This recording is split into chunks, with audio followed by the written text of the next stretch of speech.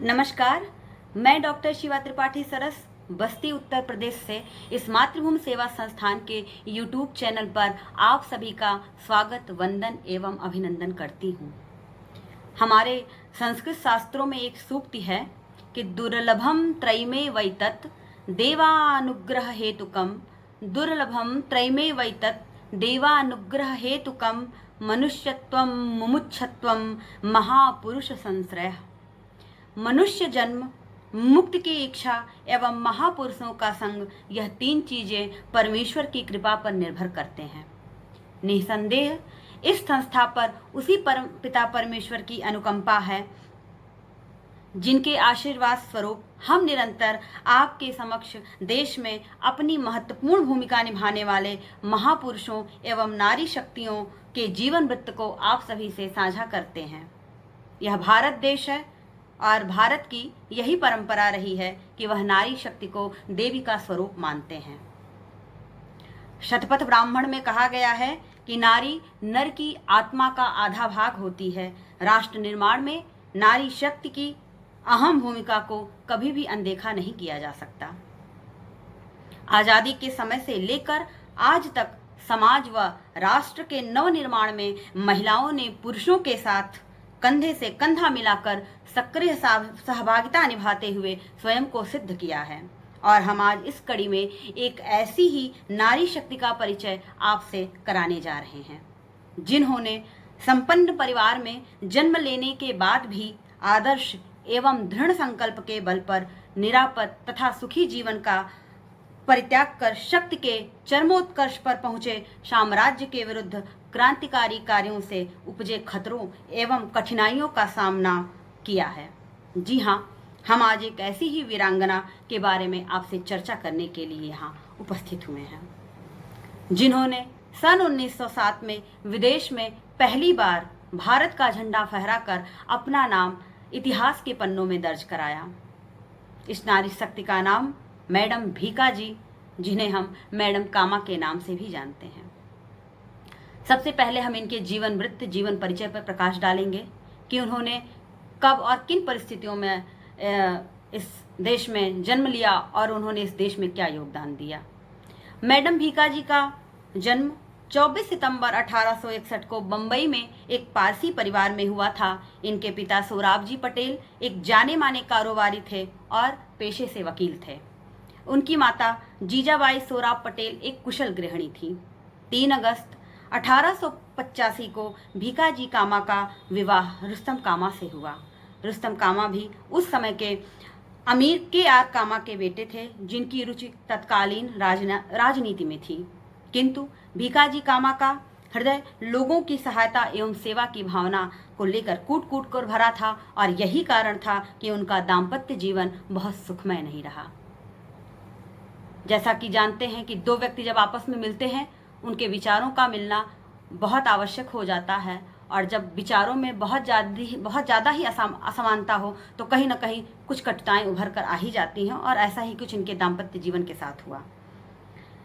किंतु मैडम कामा जी तो अब भारत माता की सेवा के लिए प्रतिबद्ध थी, इसलिए अपने परिवार और समाज की बिना परवाह किए अदम्य साहस एवं दृढ़ता के साथ वे आज़ादी की लड़ाई के जोखिम भरे मार्ग पर चल पड़ी। दिसंबर 1885 में अखिल भारतीय राष्ट्रीय कांग्रेस की स्थापना हुई, तभी से वह उसकी सदस्य बन गई। वो सबसे पहले जाति पात, ऊंच नीच, धर्म, मजहब आदि के भेदभाव पूर्ण समाज से ऊपर उठकर सभी वर्गों की महिलाओं को एक मंच पर लाने के लिए महिलाओं एवं महिला संस्थानों को एकजुट करने का बीड़ा उठाया। वर्ष 1896 में मुंबई में जब प्लेग फैला, भीका जी मरीजों की सेवा में जुट गईं। बाद में वह खुद भी इस बीमारी की चपेट में आ गईं। इलाज के बाद वह ठीक हो गईं, लेकिन उन्हें आराम और आगे के इलाज के लिए यूरोप जाना पड़ा। उसके बाद लंदन पहुंचकर कामा जी दादा भाई नौरोजी से मिली और यहीं से उन्होंने देश की स्वतंत्रता के लिए अपने अन्य साथियों के साथ प्राण प्रण से प्रयास किया। अपनी ओजस्वी वाणी से उन्होंने देश की दुर्दशा पर अपना संदेश अन्य लोगों तक पहुंचाया और इसी समय इनकी मुलाकात वीर सावरकर जी से हुई। भारतीय झंडे का प्रथम प्रारूप भी श्रीमती कामा ने अपने क्रांतिकारी साथियों के साथ मिलकर 1905 में लंदन में तैयार किया। इस प्रथम प्रारूप में हरा, लाल एवं केसरी 3 रंगों की पट्टियों को मिलाया गया था। ऊपर लाल रंगों की पट्टी थी जिसमें 8 खिले हुए कमल तत्कालीन भारत के 8 प्रदेशों के प्रतीक थे। बीच में केसरी रंग की पट्टी में देवनागरी में वंदे मातरम लिखा था। सर्वप्रथम यह तिरंगा बर्लिन में और फिर 1909 में बंगाल में फहराया गया। महान क्रांतिकारी मदन लाल ढींगरा की याद में उन्होंने मदन तलवार नामक पत्रिका निकाली। इस कार्य में वीर सावरकर जी काफी क्रियाशील एवं मददगार साबित हुए। मैडम कामा जी ने एक सम्मेलन में कहा था कि भारत में ब्रिटिश शासन जारी रहना मानवता के नाम पर कलंक है।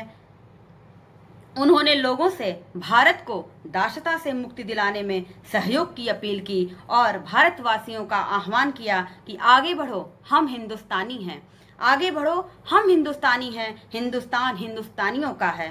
भीखा जी अहिंसा में विश्वास रखती थी, लेकिन उन्होंने अन्यायपूर्ण हिंसा के विरोध में आह्वान भी किया। उन्होंने स्वराज के लिए आवाज उठाई और नारा दिया, आगे बढ़ो, हम भारत के लिए हैं और भारत भारतीयों के लिए है। ब्रिटिश सरकार के विरुद्ध उन्होंने झंडा बुलंद करते हुए क्रांतिकारियों को हर संभव सहायता प्रदान की। कठोर परिश्रम एवं विपरीत परिस्थितियों के चलते उनका स्वास्थ्य खराब रहने लगा। उन्हें अपने देश की याद आने लगी। कहा भी गया है कि जननी जन्मभूमिश्च स्वर्गादपि गरीयसी। 1935 में भारत के नेताओं ने अंग्रेज सरकार पर दबाव डाला। आखिरकार अंग्रेज सरकार को झुकना पड़ा और मैडम कामा अपने देश वापस लौट कर आ सकी। देश के लोगों ने बड़े हर्ष के साथ उनका स्वागत किया, लेकिन यह प्रसन्नता कुछ ही दिनों बाद शोक में बदल गया और आज ही के दिन 13 अगस्त 1936 को मैडम कामा जी सभी को छोड़कर सदैव के लिए अमरत्व को प्राप्त हो गईं। भारत के प्रत्येक जन में, प्रत्येक कण में वह आज भी विद्यमान है। उनकी देशभक्ति ने, राष्ट्र के प्रति निष्ठा ने उन्हें अमर बना दिया। हम मातृभूमि संस्थान की तरफ से उन्हें कोटि कोटि नमन एवं वंदन करते हैं। उनकी कुछ बातें जो सदैव हमें प्रेरणा देगी उसे यहाँ उद्धृत करना चाहूँगी। वो कहा करती थी, वह दिन कब आएगा जब मैं कहूँगी कि संसार के सभी लोग मेरे कुटुंब के हैं। वो दिन कब आएगा जब मैं कहूँगी कि संसार के सभी लोग मेरे कुटुंब के हैं, पर उस दिन के आने से पूर्व मैं चाहूँगी कि संसार के सभी परतंत्र राष्ट्र स्वतंत्र हो जाएं। ऐसी उदार एवं ऊंचे विचारों वाली नारी शक्ति को नमन करते हुए उनके विचारों और उनके जीवन से हम सभी को सबक मिलने की एक प्रेरणा मिलती है। राष्ट्र के प्रति अपनी निष्ठा और अपने धैर्य और साहस को मजबूत करने की प्रेरणा मिलती है। एक बार मैं पुनः नारी शक्ति की प्रतीक मैडम कामा जी की पावन पुण्यतिथि पर उनकी स्मृतियों को नमन करते हुए भाव सुमन अर्पित करती हूँ। एक बार मेरे साथ बोलिए, भारत माता की जय, भारत माता की जय, भारत माता की जय, वंदे मातरम। बहुत बहुत धन्यवाद।